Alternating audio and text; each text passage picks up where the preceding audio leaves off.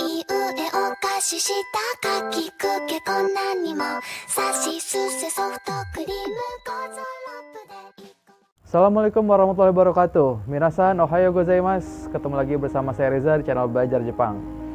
Ngomongin stalker dengan Jepang itu kayaknya udah jadi hal yang cukup mengganggu ya untuk masyarakat Jepang sendiri.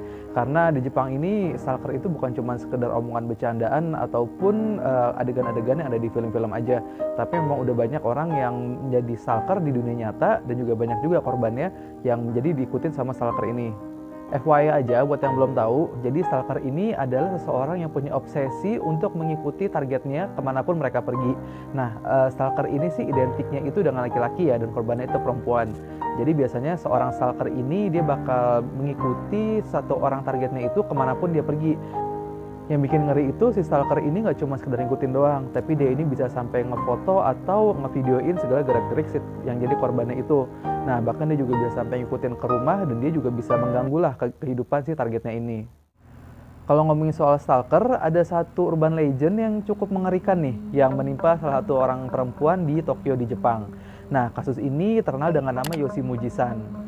Nah, jadi kasus ini tuh menimpa satu perempuan yang bernama Miko. Dia ini adalah perempuan yang cukup aktif di Mixi, yaitu jejaring sosialnya Jepang. Nah, jadi suatu saat si Miko itu dia dapat friend request dari satu user yang namanya itu Yoshimuji-san. Nah, jadi sebenarnya si Miko ini juga nggak tahu ya Yoshimuji-san ini siapa. Tapi karena si Miko ini termasuk cewek yang cukup eksis di jejaring sosial tersebut, dan jadi dia pikir wah mungkin ini secret admirer nih. Jadi dia accept aja friend request si Yoshimuji-san itu. Dan awalnya juga nggak ada masalah dan semuanya baik-baik aja.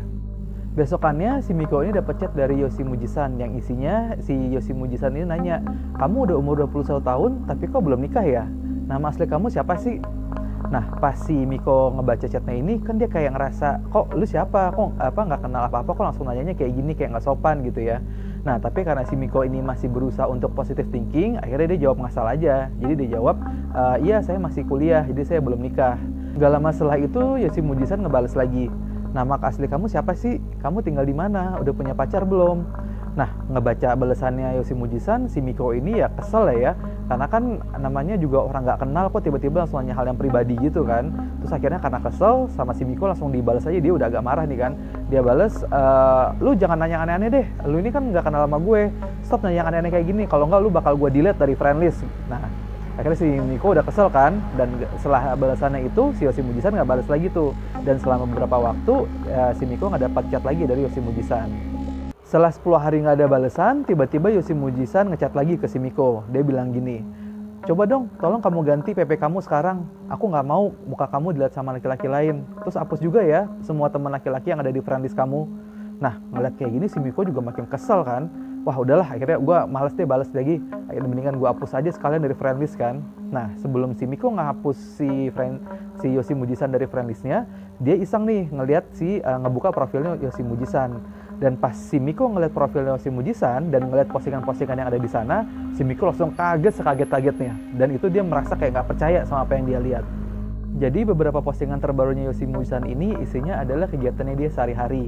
Nah, jadi pas si Miko ngebuka ya update-annya yang paling terakhir nih, yang statusnya itu masih hari ini, Yoshimuji-san itu ngepost sebuah foto yang tulisannya itu adalah pesta kembang api. Jadi di sana dia memperlihatkan suasana pesta kembang api yang dia datengin. Dan yang anehnya si Miko itu ngelihat pesta kembang apinya itu adalah tempat yang sama persis yang dia datengin di hari ini sama teman-temannya. Nah, mungkin Miko masih ngerasa, mungkin ini masih kebetulan kali ya. Nah, akhirnya sama si Miko di-scroll lagi tuh ke bawah buat ngeliat postingan yang lain. Dan ternyata di hari yang kemarin, si Yoshimuji-san itu ngepost suatu foto yang judulnya itu adalah minum-minum. Dan yang bikin si Miko kaget itu adalah foto yang ada di postingan Yoshimuji-san itu adalah tempat di mana si Miko itu abis minum-minum sama teman-temannya kemarin. Nah, si Miko udah mulai merasa ada yang nggak beres dong ya. Akhirnya di-scroll lagi ke bawah, dan di postingan 3 hari yang lalu Yoshimuji-san itu ngeposting sebuah foto dan judulnya itu adalah jalan-jalan ke pantai. Dan lagi-lagi pantai yang ada di foto itu adalah pantai yang didatengin sama si Miko sama teman-temannya 3 hari yang lalu. Wah, sampai sini si Miko udah ngerasa nggak beres nih. Ini udah merasa nggak bener nih kan, karena kok 3 hari ini dia kayak merasa postingan itu sama semua sama Yoshimuji-san. Walaupun udah mulai ketakutan, tapi si Miko tetap ngelanjutin ngebaca postingan Yoshimuji-san.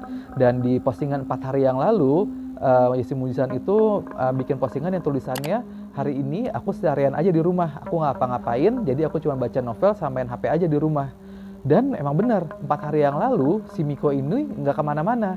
Dia memang tinggal sendirian dan dia itu nggak keluar rumah. Jadi dia cuma baca novel sama main HP aja seharian. Wah, sampai sini makin merinding kan ya si Miko ya. Ngeliat nih udah makin nggak bener nih. Nah, pas dia ngebaca di postingan yang 4 hari lalu ini, si Miko udah makin yakin kalau dia ini diikuti sama stalker. Dan walaupun dia udah merinding dan semakin ketakutan, tapi si Miko masih tetap maksain buat ngebaca postingan yang selanjutnya. Nah, di postingan yang 5 hari sebelumnya, si Miko itu ngebaca kalau si Yoshi Mujisan itu ngeposting dia itu habis berbelanja. Jadi Yoshi Mujisan dia habis belanja di sebuah toko supermarket yang lokasinya itu dekat rumahnya dia. Lalu dia tulis di situ, saya belanja beras, belanja ikan, belanja jus jeruk, belanja buah dan lain-lain. Nah, yang bikin Miko semakin kaget adalah di hari itu 5 hari yang lalu Miko emang habis belanja di toko yang sama. Dan belanjaan yang diposting yang ditulis sama Yoshi Mujisan itu sama persis sama apa yang dia beli. Nah, sampai di sini Miko udah bener-bener udah nggak bisa mikir lagi. Dia ini udah fix nih, udah pasti ada orang yang ngikutin dia. Bahkan sampai dia belanja kemana dan sampai dia tahu barang-barang apa aja yang dibeli sama si Miko. Ini berarti kan si Yoshi Mujisan udah ngikutin si Miko ini dari dekat banget ya, sampai dia tahu apa aja yang dia beli dan berapa banyak yang dia beli. Dan di postingan 6 hari yang lalu, Yoshi Mujisan nulis sebuah status yang tulisannya yang judulnya itu adalah penemuan. Dan isi statusnya itu adalah kayak gini. Akhirnya aku menemukannya. Aku telah menemukan seseorang yang telah ditakdirkan untukku. Aku sudah mengetahui di mana rumahnya. Dan aku akan selalu ada bersama dengannya. Dan aku tidak akan pernah melepaskannya lagi. Wah, pas dibaca postingan ini si Miko bener-bener udah ketakutan dan dia udah gak bisa mikir lagi. Karena ngebaca postingan Yoshi Mujisan ini udah kayak ngebaca diary gitu. Ngebaca diary kehidupannya dia beberapa hari terakhir. Tapi bedanya diary ini ditulis sama orang lain. Yang mana si Yoshi Mujisan ini berarti udah bener-bener ngikutin dia selama 6 hari berturut-turut. Karena beberapa postingan terakhirnya Yoshi Mujisan itu nunjukin kalau dia itu bener-bener ngikutin si Miko. Nah, si Miko ini akhirnya berpikiran kalau sekarang ini Yoshi Mujisan itu pasti ada nggak jauh dari tempat tinggalnya dia. Dan Yoshi Mujisan lagi nungguin si Miko keluar buat ngikutin kemana si Miko pergi hari ini. Nah, dengan perasaan yang takut tapi dia karena dia udah nggak tahu mau ngapain lagi, akhirnya si Miko ngeberaniin diri untuk ngechat Yoshi Mujisan. Dan dengan nada marah dia langsung ngechat ke Yoshi Mujisan kayak gini. Maksud lu apa? Gimana caranya lu bisa tahu kegiatan gue sehari-hari? Di mana lu sekarang? Lu benar-benar udah ganggu hidup gue. Gue bakal ngaporin ke polisi. Beberapa menit kemudian, Miko dapat balasan dari Yoshi Mujisan dan dia bilang kayak gini.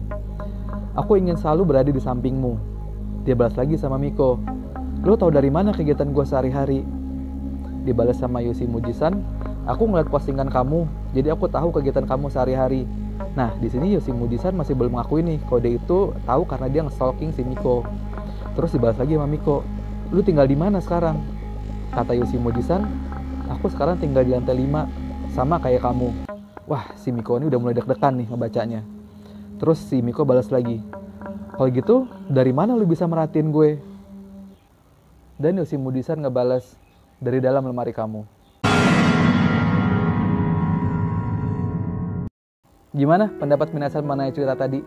Sumpah kalau gue sih pas pertama kali baca cerita ini tuh asli ini ngeri banget. Ya gimana gak ngeri ya kalau misalnya ternyata di lemari kita itu selama ini ada seseorang yang merhatiin gerak-gerik kita setiap hari. Wah, asli emang ngeri banget deh.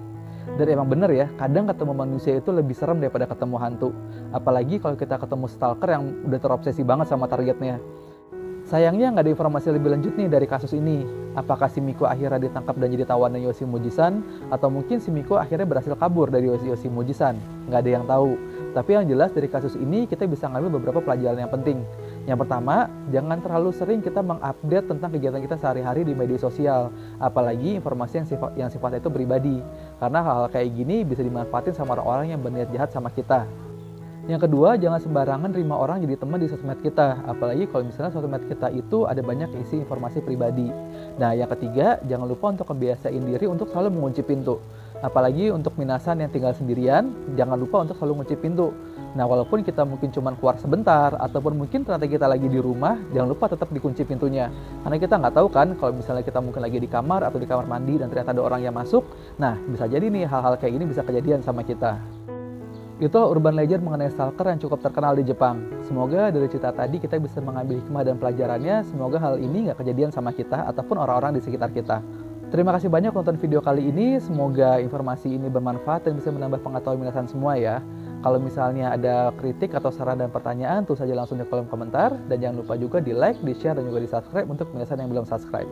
Oke, kita ketemu lagi di video yang berikutnya. Wassalamualaikum warahmatullahi wabarakatuh.